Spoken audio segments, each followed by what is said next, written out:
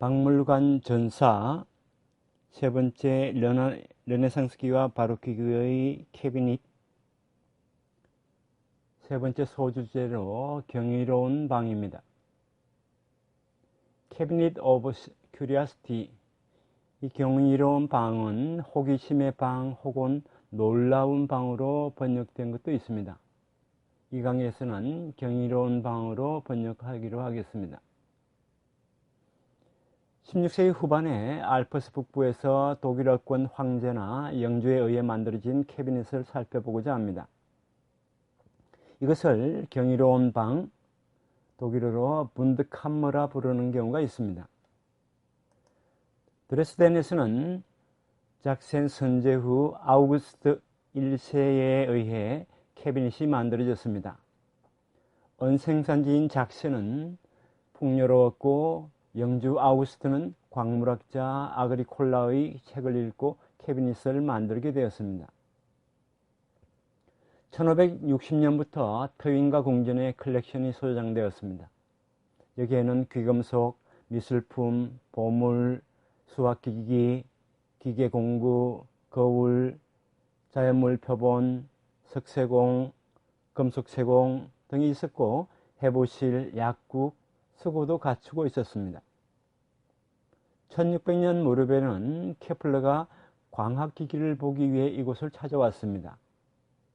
오늘날도 알베르티늄의 그린볼트 박물관에서 캐비닛 유래의 보물을 볼 수 있습니다. 드레스덴의 캐비닛이 처음에는 기구나 광물에 중점을 두었는데 비해 뮌헨의 바이에른공 알브레히트의 캐비닛은 백과사전적이었습니다.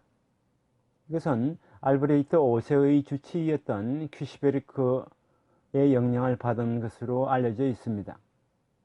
알브레히트 5세의 캐비닛에는 아프리카, 중남미, 특히 멕시코, 세이론, 페르시아, 일본 등 유럽 이외의 미술 공예품이 양쪽으로 많았습니다. 코지모 데 메디치가 보내온 멕시코 가면이 있고 또한 훅과 가문의 환전상 네트워크를 통해 들여온 것도 많았습니다. 이 캐비닛은 훗날 30년 전쟁에서 스웨덴에 약탈되기도 했습니다. 오늘날에는 그 흔적 일부를 뮌헨에서 볼 수 있습니다. 1560년 무렵에 만들어진 빌헤름 4세의 캐비닛에는 수학, 물리기구, 측량기구, 천문기구, 광물표본, 조각, 그림, 메달, 외과기구, 골격표본, 동물박제, 인체와 동물의 조직표본, 다양한 종류의 괴물이 수집되어 있었습니다. 빌헤름 4세 자신이 당시 유명한 천문학자였기 때문에 관련한 소작물이 많았습니다. 티코 브라헤도 이 캐비닛을 방문했습니다. 크셀의 캐비닛은 나중에 이야기하는 프라하의 캐비닛과 나란히 가장 충실한 과학기기를 수집한 곳으로 알려져 있습니다.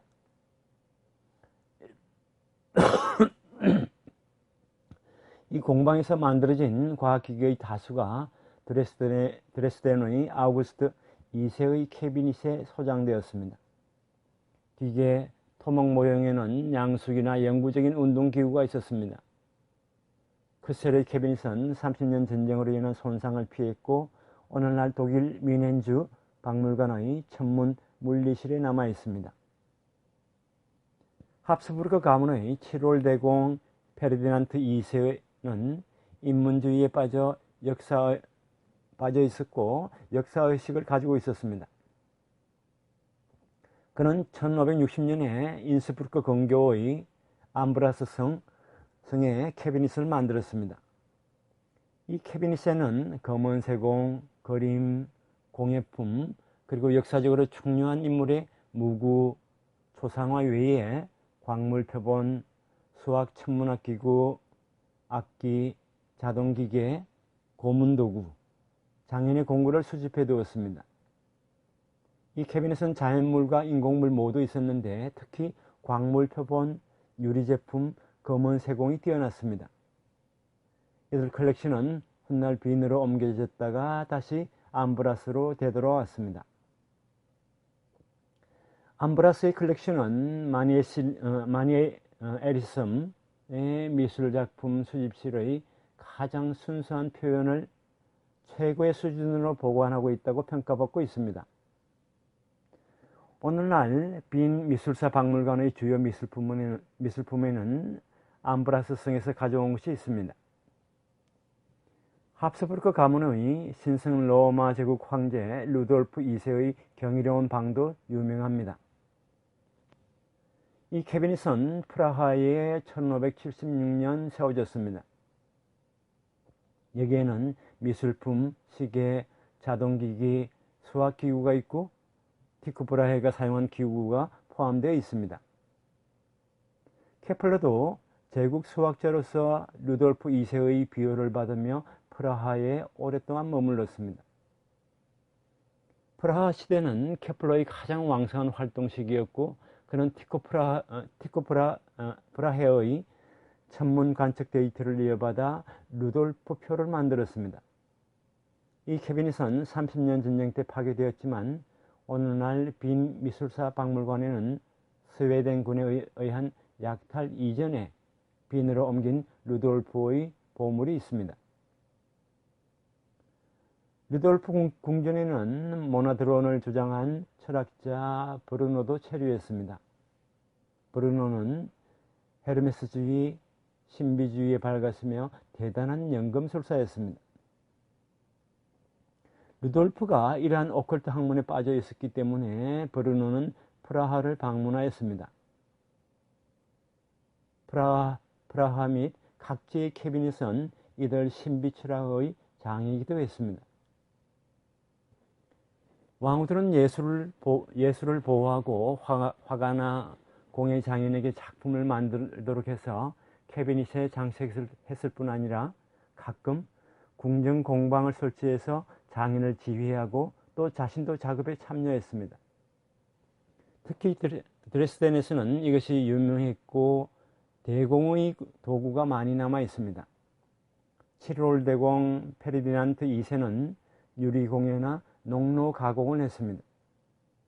크셀의 빌레름 4세도 같은 사례입니다. 이러한 캐비닛은 왕후들에 의해 위신을 고조시키고 권력을 강구하게 하기 위한 것이었습니다. 이 점 알드로 반디나 월무 등 개인의 캐비닛과는 다른 점입니다. 루돌프 등의 캐비닛 컬렉션은 가끔 합스부르크 황제권을 나타내는 개성물이었습니다. 외국 사절은 캐비닛을 보는 영광을 허락받았고 또한 그들이 가지고 오는 선물은 캐비닛에 소장되었습니다. 이처럼 캐비닛은 정치와 외교의 도구였고 궁정문화의 일부였습니다. 그러면 다음 시간에는 경이로운 방의 평가에 대해서 한번 살펴보도록 하겠습니다.